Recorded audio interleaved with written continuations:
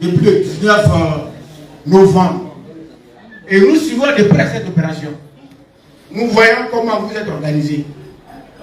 Nous voyons comment vous essayez de visiter secteur par secteur tout le territoire de Cocody pour amener les gens à s'enrôler, pour amener les jeunes de 19 ans, de 18 ans, 19 ans, 20 ans, 21 ans et plus à s'enrôler.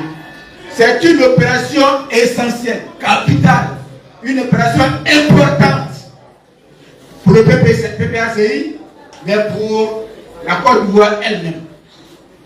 Parce que très longtemps, on est resté en marge de cette opération-là. Le parti de Gbagbo Laurent, très longtemps, est resté en marge de cette opération. Vous vous en souvenez? On a même fait une conférence de presse pour dire qu'on boycottait tout ce qui était lié aux élections. Mais c'est pour la question de principe. C'est pour la question de principe. Parce que notre guide, notre leader, notre chef était en prison. Il fallait que nous mobilisions toutes nos forces, toutes nos intelligences, pour que notre chef, notre leader, recouvre la liberté. Pour qu'il regagne son pays, sain et sauf, flanqué de vérité et de justice. Ce combat-là était primordial pour nous, militants.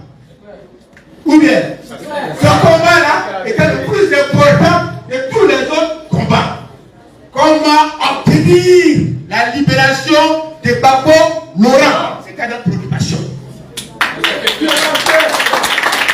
On n'avait pas Dieu pour autre chose.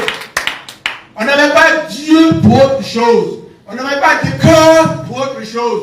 À quoi sert bon d'aller à des élections quand tu es en pleurs? Parce que celui qui doit guider vos pas, qui doit conduire votre vision, est incarcéré loin de son pays pour des raisons qui n'en valent pas la peine.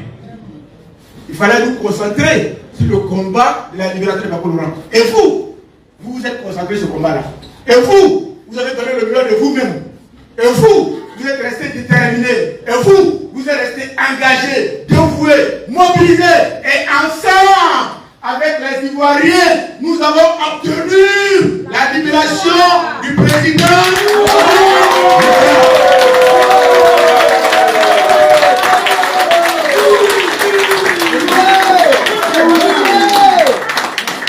Celui qu'on a envahi de fausses accusations. Moi, il y a une accusation contre Gbagbo Laurent. À chaque fois que ça me revient dans la tête, ça me fait rire. On dit Gbagbo a fait un viol collectif. Vous l'appelez déjà un viol collectif.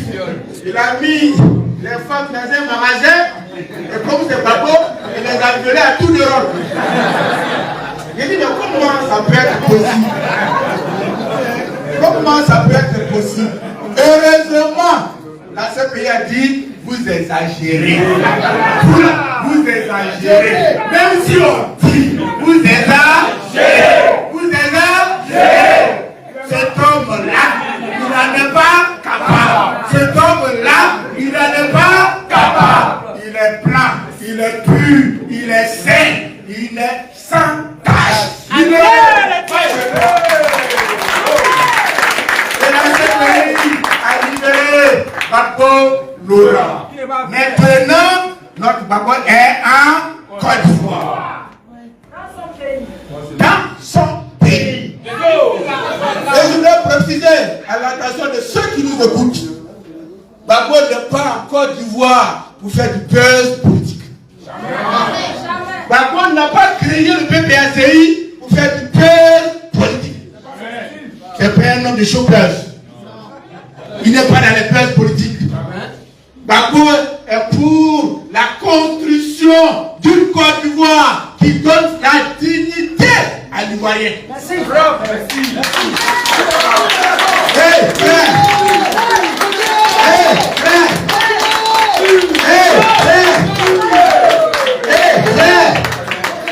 Si tu n'as pas compris le combat de Gbagbo Laurent, viens demander à Corée-Antoine. Gbagbo n'est pas dans les buzz politiques. Gbagbo ne se compare à personne. Gbagbo est unique en son genre.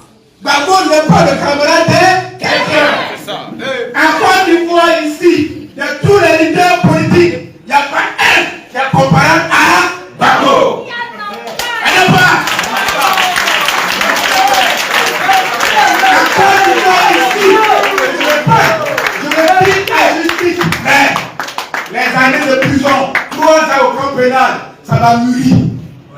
J'ai étudié la politique. J'ai étudié les hommes politiques. J'ai étudié Alassane Ouattara. Son régime politique est basé sur le despotisme. C'est ça. Alassane Ouattara, il s'en fout des êtres humains, il s'en fout des Ivoiriens, il s'en fout de la vie chère, il s'en fout de la pauvreté.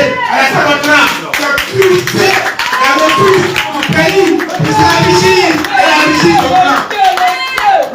Frère, j'ai observé la démarche des hommes politiques et j'ai compris que l'Ivoirien doit mettre foi en Gbagbo Laurent. C'est le seul. D'avoir l'ambition de construire une société des égaux où le riche et le pauvre sont même choses.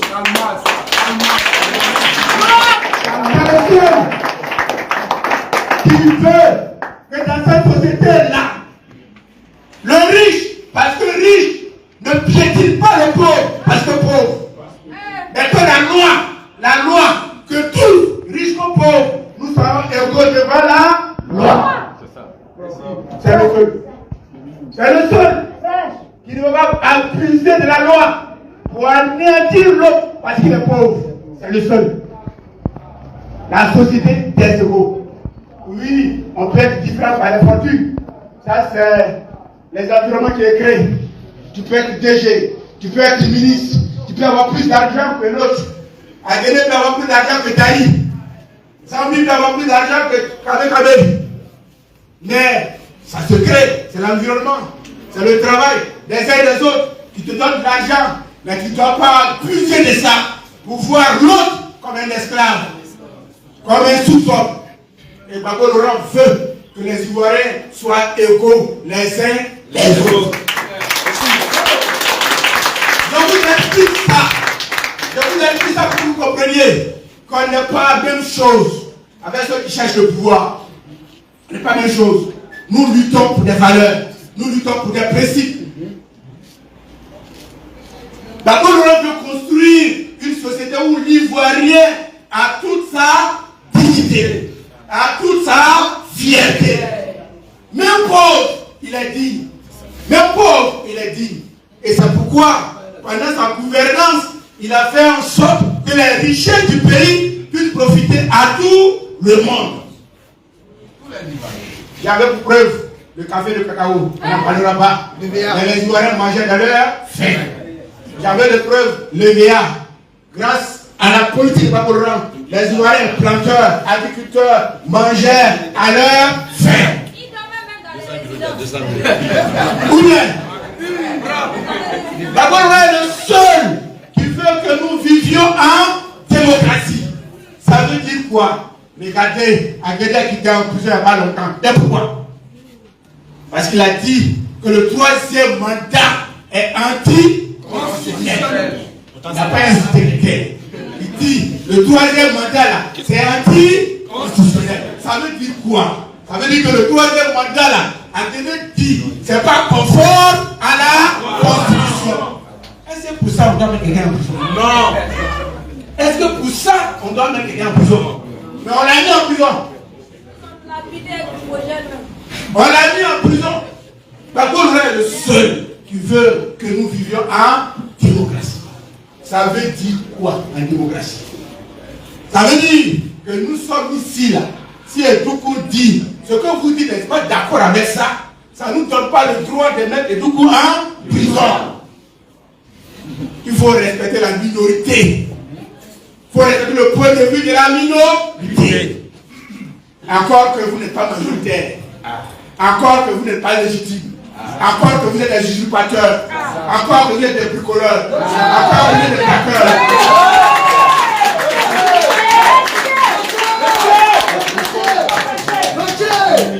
Il faut que les Ivoiriens puissent s'exprimer sans qu'on les envoie en prison. Gbagbo Laurent, du temps de sa gouvernance, vous vous en souvenez? Oui. Les gens injuriaient chaque matin. Les gens insultaient chaque matin. J'ai dit à l'épouvant, je le répète ici, s'il y avait même créé des journaux spécialement pour insulter Gbagbo Laurent. C'était la ligne éditoriale de ces journaux-là. C'est-à-dire comment détruire l'image, salir l'image, discréditer Gbagbo Laurent dans l'opinion nationale et internationale. Ils avaient même pris l'argent pour payer des journalistes à l'extérieur pour salir l'image de Gbagbo Laurent. Mais en tant que président de la République, il n'a jamais mis un journaliste en prison. Il n'a jamais mis un opposant en prison. Il n'a jamais mis quelqu'un qui le critiquait en prison. C'est cela la démocratie, la liberté d'expression. Et c'est pas possible de nous offrir ça. Mais mieux, la souveraineté. Chers amis, allez-y dire aux gens ce que c'est que la souveraineté.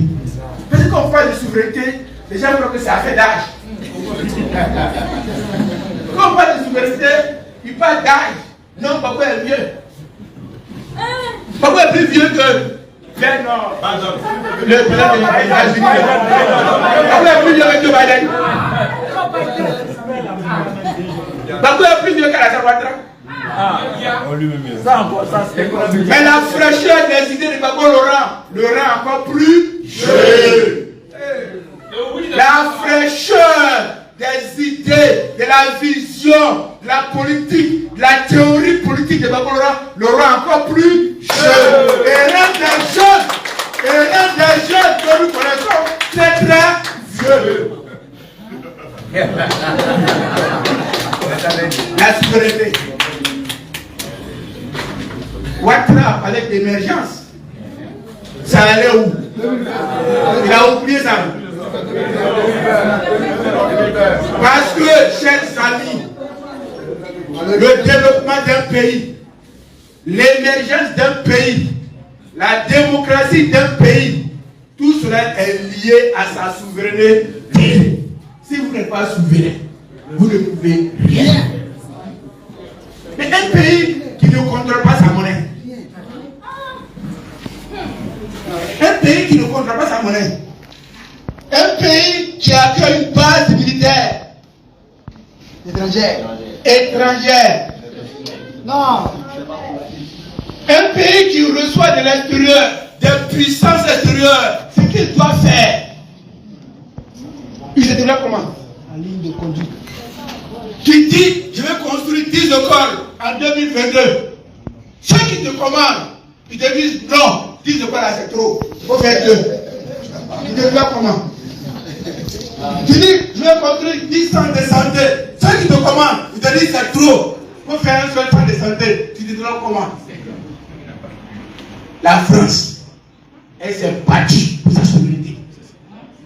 La France, elle s'est battue pour sa démocratie. La France, elle s'est battue pour la République.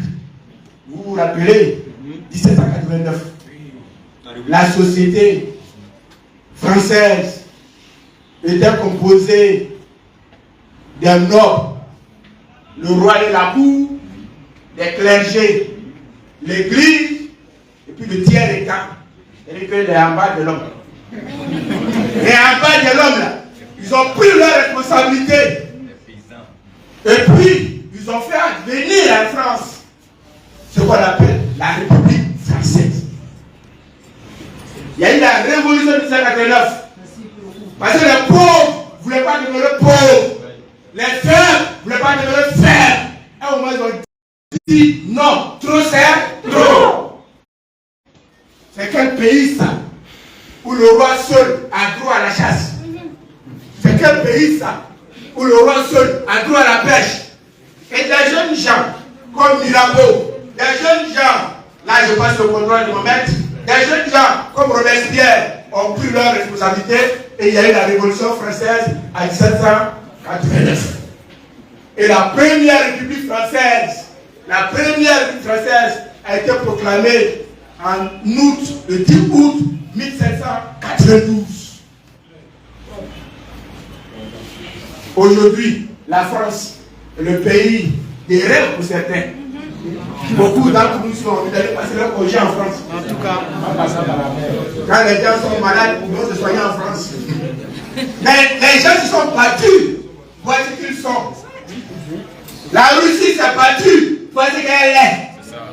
L'Angleterre s'est battue pour être les États-Unis se sont battus pour être qu'ils sont. La Chine s'est battue pour être qu'elle est. Et toi, Ivoirien, tu attends qu'on prenne un décret pour dire que tu es souverain. Où ça? Ça deviendra pas. Et Gbagbo Laurent dit, le PPACI doit œuvrer à ce que la Côte d'Ivoire soit un pays souverain.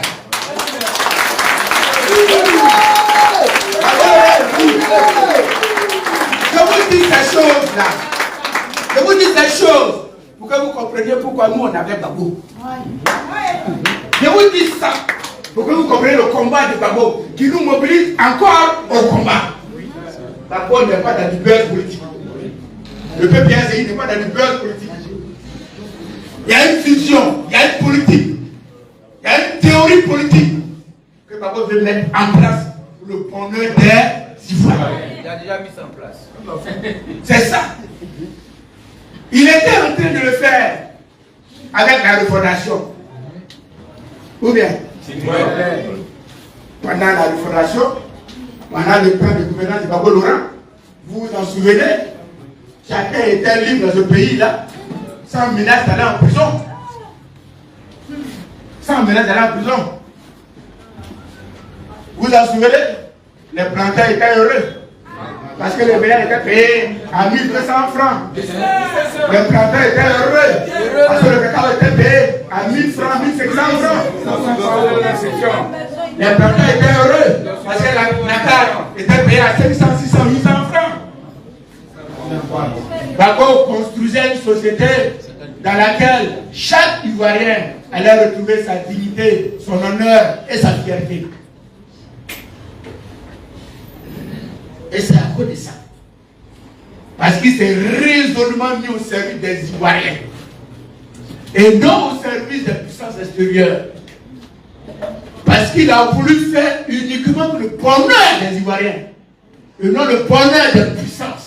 On l'a bombardé. Est-ce que vous comprenez ça? Est-ce que je parle à quelqu'un? Et dis-nous, est-ce que je parle à quelqu'un? Gbagbo voulait faire le bonheur des Ivoiriens et non le bonheur de l'extérieur, des puissances quelles qu'elles soient. Gbagbo voulait se mettre au service de son peuple pour que son peuple profite des richesses de son pays et non que l'extérieur profite des richesses de son pays au détriment de son peuple. Est-ce que vous comprenez bien? D'abord, nous ne voulions pas que les richesses du pays puissent engraisser, enrichir des puissances alors que nos populations sont dans la pauvreté. Il a voulu que chacun ici jouisse, profite des ressources du pays. On l'a bombardé. On l'a bombardé. Pour ça, on n'a pas bombardé parce qu'il a volé l'argent. Est-ce que vous avez entendu ça? On n'a pas bombardé parce qu'il a mal gouverné. On a bombardé Gbagbo rien que pour son amour pour les Ivoiriens. Parce qu'il aimait les Ivoiriens, les ennemis de la Côte d'Ivoire ont trouvé que ça était trop et ils l'ont bombardé pour ça. Et ils ont confié le pays à quelqu'un qui n'aime pas les Ivoiriens, mais qui aime les puissances extérieures. Lui, il prend nos richesses. Et puis, il leur donne. Et puis, il s'en fout de nous.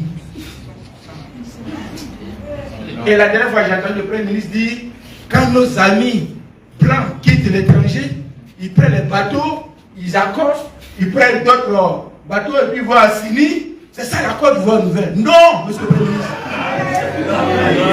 Nous, on ne mange pas. Nous, on a faim. Les Ivoiriens ont faim. Vous nourrissez l'extérieur, vous nourrissez vos amis blancs, vous nourrissez les puissances, votre peuple, les Ivoiriens ont faim.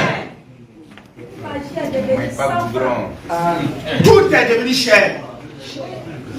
Et ils sont dans le bling bling, ils sont dans le cosmétique, ils sont dans le buzz. Je dis, Gbagbo n'est pas camarade de quelqu'un. Je dis, Gbagbo n'est pas dans le buzz politique.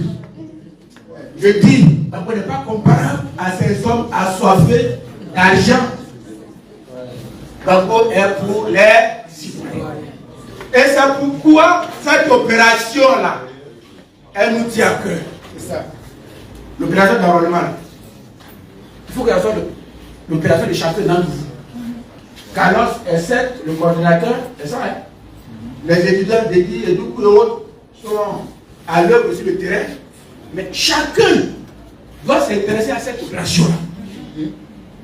Pour veiller à ce que son fils, son neveu, sa nièce, son cousin sont protégés, qui a 18 ans, 19 ans, 20 ans et plus, qui n'est pas sur la liste là, puisse s'inscrire sur la liste. J'ai dit à l'époque, je le répète. Eux, pour prendre le pouvoir, ils ont eu recours à quoi? Aux armes. Ils ont monté une rébellion de toutes pièces.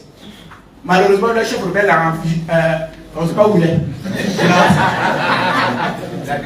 Ils ont monté une rébellion de toutes pièces.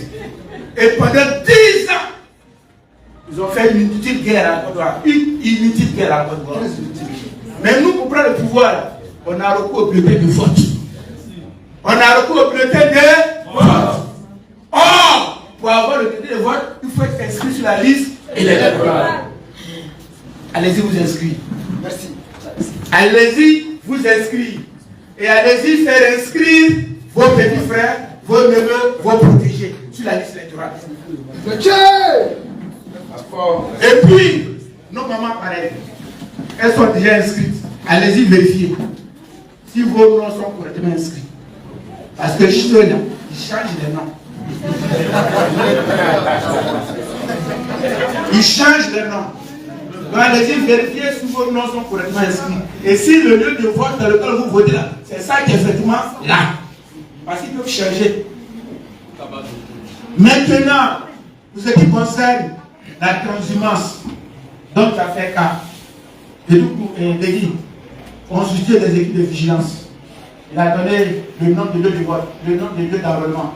Il a donné 2 lieux d'enrôlement. Il faut former des équipes pour sécuriser, surveiller chaque lieu d'enrôlement. Si vous voyez que dans chaque lieu d'enrôlement, il y a des choses pas catholiques qui se passent, appelez ADD, appelez le camarade Corée CR, appelez quoi, appelez Daï, appelez qui vous plaît, pour qu'on vienne mettre l'ordre. Il faut qu'on soit vigilant. Parce qu'ils sont des fraudeurs. Il faut qu'on soit vigilant. Parce qu'ils sont des tricheurs. Eux-mêmes, ils savent que s'il y a une élection phare, ils ne peuvent pas gagner Gbagbo Lora.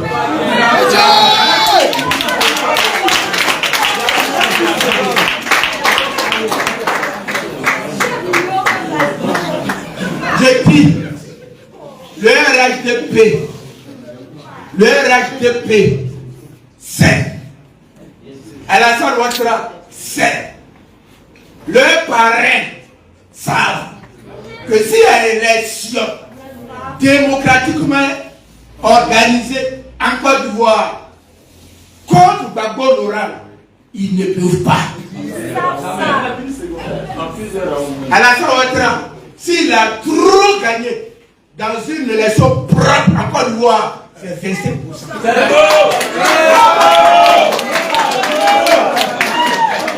C'est pourquoi ils ont recours à la violence. C'est pourquoi ils ont recours à la violence. C'est pourquoi ils ont recours à la tricherie, à la fraude, aux manipulations d'urnes, au bourrage d'urnes. Mais nous, on doit être vigilants. Et je suis venu vous exhorter à la vigilance. Parce que 2025, Gbagbo est candidat.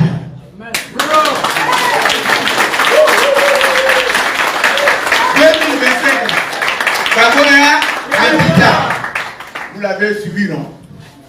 Il s'est inscrit sur la liste électorale, non? Oui. Vous l'avez suivi, non? Oui. Il s'est inscrit sur la liste électorale, non? Oui. Leurs chroniqueurs qui disent Gbagbo est radié de la liste, Gbagbo est ceci, cela, cher ami, c'est la peur de leur dire ça. Vous restez concentrés, restez déterminés, restez debout, parce que nous allons gagner en 2025 avec Gbagbo.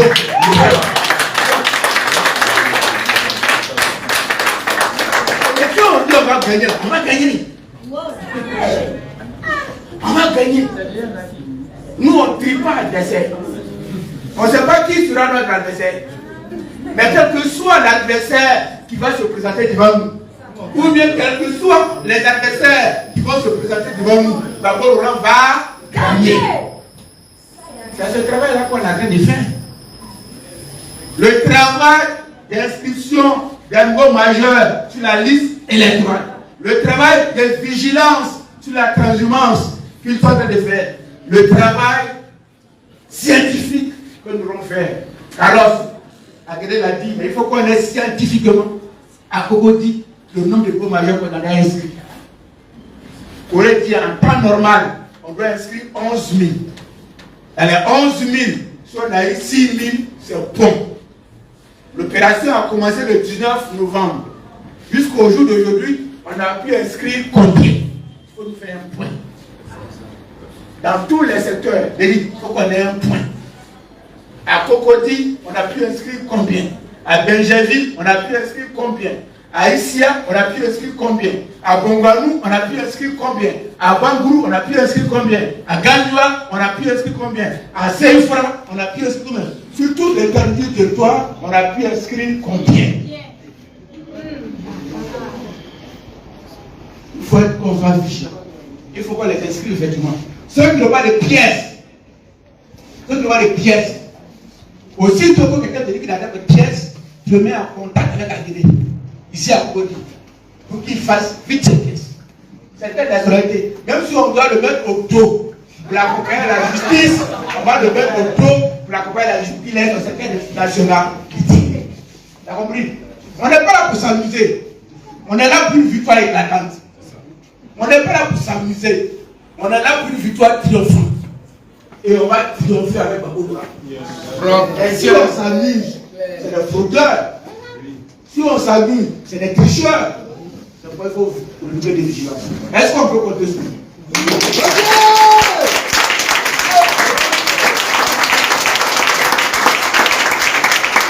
Est-ce qu'on peut compter sur vous?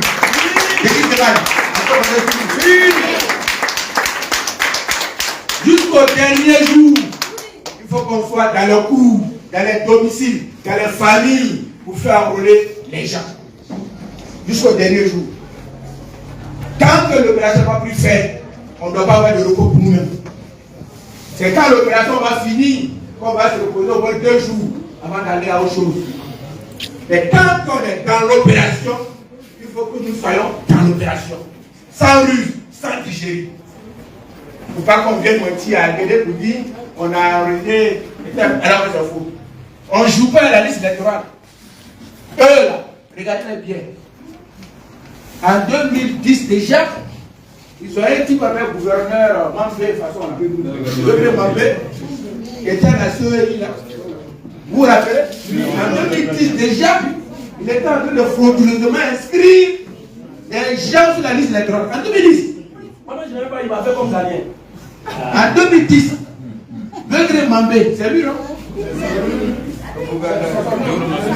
Le Mambé, anciennement président de la CEI, aujourd'hui gouverneur du district d'Abidjan.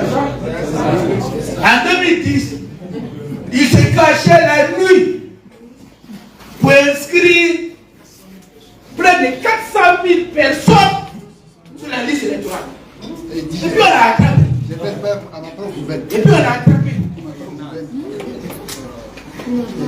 Quand on l'a attrapé, ses cheveux ont poussé jusqu'à ses yeux, tellement il était tout dehors. En 2010, déjà il était dans les fraudes. En 2013, on n'a même pas fait les élections aussi, hein. Par exemple, peut-être. Mais là encore, ils ont inscrit des personnes étranges sur les listes électorales. En 2018, 2020 même, encore, ils ont inscrit des personnes étranges. Nos amis du Nord témoignaient que des cas venaient du Mali pour rentrer à Ouangolo, pour rentrer à Ferke, diverser des gens pour les inscrire sur les listes électorales. Nos amis du Nord témoignaient ça. Nos parents du Nord témoignaient ça. Des cas venaient du Burkina Faso, des Guinées même souvent. Vous venez inscrire les gens à Ama. Guinée, viens inscrire à Ama et à Canada. Burkina Faso, viens inscrire. Mali, viens inscrire. Sur la liste électorale. Sur notre liste électorale. Alors qu'on n'était pas dedans. Hein. Mais entre eux, ils devraient se convaincre que seule la tricherie pourrait faire gagner. Entre eux, ils devraient se convaincre que seule la fraude pouvait les faire gagner. Et puis ils fraudaient entre eux sur la liste électorale. Aujourd'hui, là, le Mali dit ses frontières sont fermées. Aujourd'hui, là, le Mali dit Côte d'Ivoire, votre affaire, on n'a plus de temps. Donc, le Mali, ce n'est pas évident que le Mali fasse venir des cars en Côte d'Ivoire, à Wangolo, à Niélé, à Ferke, à Tengrela, à Pogo, pour s'inscrire sur la liste électorale. Ce n'est pas évident. Ce n'est pas évident que le Burkina Faso, qui est préoccupé par sa propre sécurité, fasse venir des gens pour venir s'inscrire sur la liste de Côte d'Ivoire. Ce n'est pas évident que la Guinée, qui est préoccupée par sa sécurité, fasse venir des gens ici. Donc aujourd'hui, ils sont embrouillés.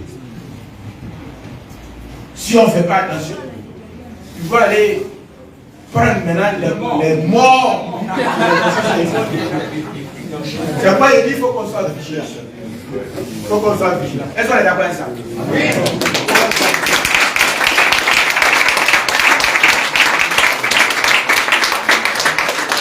C'est ce message-là que je vais vous dire. C'est ce message-là que je vais vous donner. Notre victoire de 2025 là, passe par notre vigilance sur la liste électorale. Parce qu'en 2023, il y a les élections des mairies, là, du conseil régional. Là. Il dit, s'il y a 100 mairies en Côte d'Ivoire, le PPAC doit avoir 70.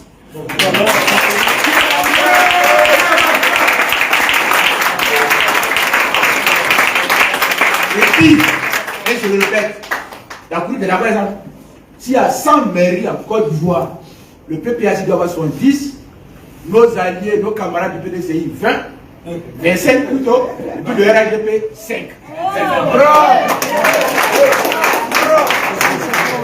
Donc, on ne peut pas s'amuser. Quand on crée des partis politiques là, s'installe ce qu'on appelle la concurrence politique. Quand on crée des partis politiques, c'est ça qu'on appelle la concurrence politique. La course n'est pas à qui mobilise. La course est qui a des électeurs. Est-ce que tu comprends bien? Qui a des électeurs? Parce qu'en réalité, ce sont les électeurs qui donnent le pouvoir. La foule, elle se mobilise. Et dans la foule, il y a des curieux. Il y a même des infiltrés. Il y a même des gens du régime qui viennent grossir la foule. Parce qu'ils veulent vous enregistrer ici, là. Par exemple, il peut y avoir des gens, la police, hein, c'est comme ça qu'ils font un daïm. Ils viennent en civil, et puis ils applaudissent. Pendant ce temps, ils sont en train de filmer pour voir ce que quoi va dire. Et puis demain, on dit quoi, viens. C'est ça une foule. Une foule, il y a tout le monde dedans. Mais les électeurs, c'est ceux qui décident.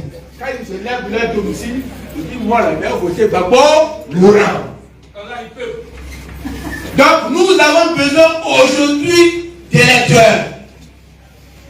Chacun de vous va devenir électeur. Nous devons devenir des électeurs. Soyons donc des électeurs pour voter Babo Laurent en 2027. En 2027, nous allons accompagner Babo Laurent au pouvoir. Et nous allons faire asseoir Babo Laurent sur le fauteuil présidentiel. Est-ce que c'est comme ça? Je répète, en 2025, les Ivoiriens du Nord, de l'Est, de l'Ouest, du Sud et du Centre vont se mobiliser dans une volonté de réhabiliter Babo Laurent l'accompagner au pouvoir, au palais présidentiel, et le faire asseoir sur le fauteuil présidentiel.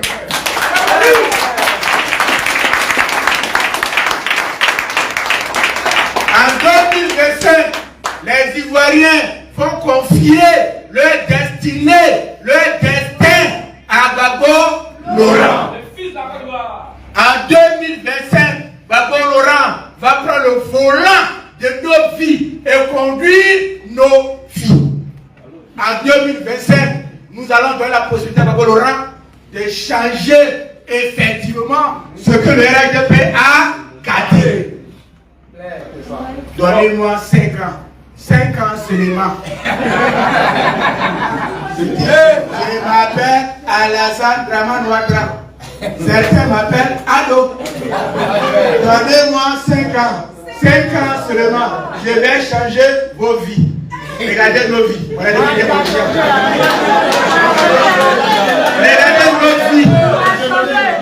Regardez nos vies.